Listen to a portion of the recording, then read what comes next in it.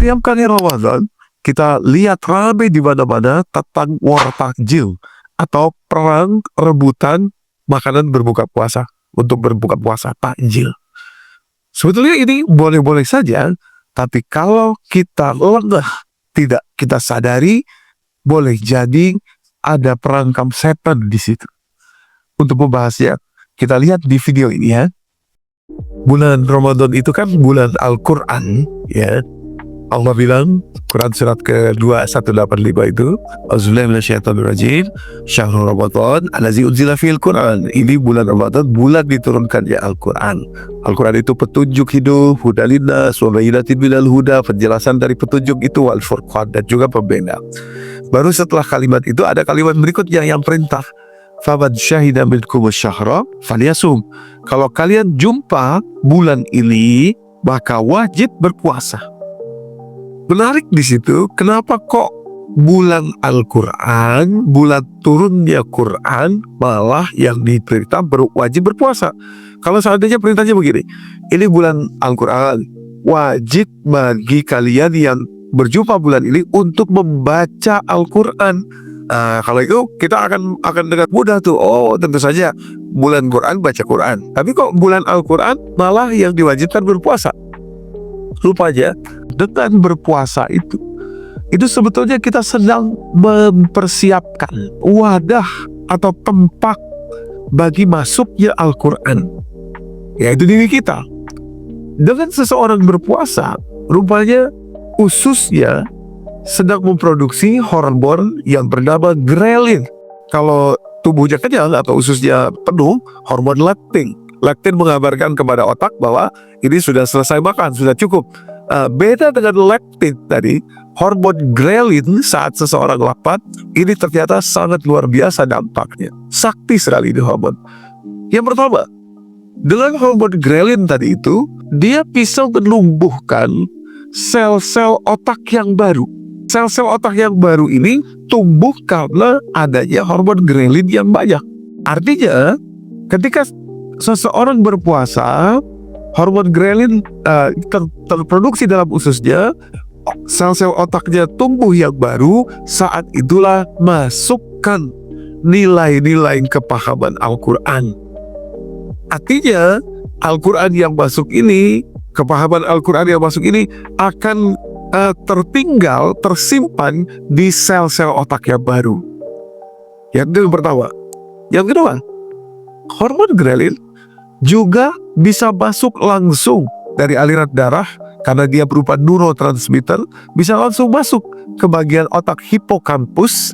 Bagian otak ini sangat penting karena bagian otak inilah yang melakukan satu mekanisme mengubah memori jangka pendek ke memori jangka panjang. Dan ketika itu dia bisa mengubah koneksi antara saraf yang ada di bagian otak hipokampus. Singkatnya, ketika orang lapar, ketika orang berpuasa dengan hormon ghrelin tadi itu, dia sudah siap nih wadah otaknya. Mulai dari sel otak yang baru, kemudian adanya bagian otak hipokampus yang sudah siap karena strukturnya sudah berbeda. Dia sudah mempersiapkan untuk masuknya Al-Quran. Maka itu, kalau bulan Ramadan hanya dilihat sebagai bulan puasa saja, sebagai bulan kuliner saja, karena euforia seharian tidak makan, cari makanan yang cocok untuk berbuka, alias seperti war takjil dan lain sebagainya, maka boleh jadi kita kehilangan kesempatan emas, kesempatan besar untuk memasukkan Al-Quran dengan fokus kepada isinya, isi Al-Quran. Maka boleh jadi ini semacam perangkap war takjil, kesenangan makan dan lain sebagainya, sehingga perangkap ini membuat kita lupa bahwa sebetulnya tujuan utama berpuasa itu adalah membuat hormon ghrelin yang banyak. Masuknya Quran mengubah karakter kita, memperbaiki karakter kita justru. Nah, dengan fokus pada makanan saja kita kehilangan itu. Nah, boleh jadi ini adalah perangkap setan yang membuat kita lupa, sehingga bertahun-tahun seseorang berpuasa Ramadan tapi tidak terjadi perubahan signifikan terhadap karakternya. Padahal karakter Al-Quran itu harusnya menjamin perbaikan di hidup bagi orang tersebut. Seperti karakter tidak menjadi narcissistic personality disorder (NPD) yang dipunyai oleh iblis. Berkali-kali Allah ceritakan, harusnya ketika kita pahami karakter itu dari Al-Quran, saat kita lapar, hormon ghrelin membanjiri diri kita, harusnya masuk ke dalam sel-sel otak yang baru, dan otomatis akan menjadikan kita berkarakter yang baru.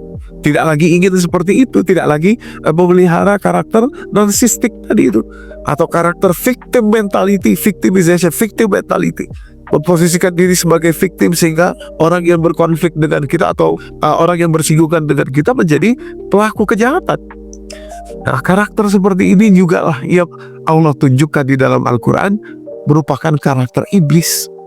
Kalau seseorang dalam kondisi berpuasa, hormon ghrelin melimpah dalam dirinya, kemudian masuk ke dalam bagian otak hipokampusnya, masuk kemudian penjelasan Al-Quran saat dia lapar itu, maka harusnya menetap menjadi memori jangka panjang karena adanya bantuan dari hormon ghrelin tadi itu. Jadi ini sebetulnya paket lengkap, yakni paket masuknya Al-Quran, dan kita siapkan otak kita, tubuh kita untuk menjadi wadah yang masuknya Al-Quran dan menjadi kuat di sini. Maka silahkan nikmati berbuka puasa, takjil dan lain sebagainya. Tapi kita harus hati-hati. Jangan sampai memburu takjil itu menjadi yang utama. Jangan sampai karena berbuka puasa makannya itu menjadi yang utama. Jangan sampai demikian. Karena Ramadan ini bulan Al-Quran, bukan sekedar berpuasa. Bulan Ramadan ini betul-betul kesempatan emas kita. Di sini kita berpuasa 4 pekan berturut-turut. Artinya kesempatan yang luar biasa untuk mengubah karakter kita. Jadi, mari segera kita geser pemahaman untuk menjadikan Al-Quran sebagai aktor utamanya. Puasa ini adalah satu cara untuk menyiapkan wadahnya. Fokus kita kepada Al-Qurannya, masuk Al-Qurannya. Kalau ada takjil dan lain sebagainya, ya oke. Tapi Al-Quranlah yang utama. Jadi mari kita segera geser pemahaman kita bahwa bulan Ramadan adalah bulan Al-Quran. Tujuan Ramadan sebetulnya adalah memasukkan nilai-nilai kepahaman Al-Quran ke dalam diri kita, otak kita, menjadi karakter. Untuk itulah Al-Quran tidak cukup hanya dibaca saja tanpa paham. Harus ada kepahaman. Kita bahas mengenai itu di video berikut ini.